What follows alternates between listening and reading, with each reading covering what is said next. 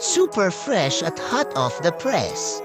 Artista update para sa inyong mga beshi. Aliw na aliw si Kim Chu sa mga cutie babies.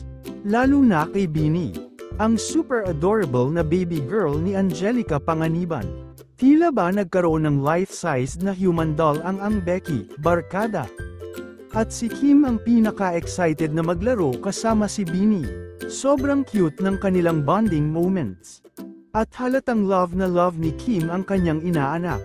Pero ang tanong, kailan kaya magkakaroon ng sariling baby human doll si Kim? Parang mas napapaisip tuloy ang mga fans. Kiss me na. Kiss me na.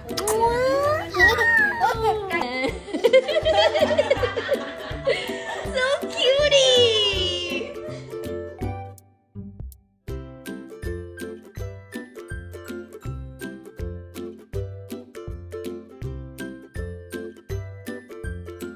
Kiss me na. Kiss me na.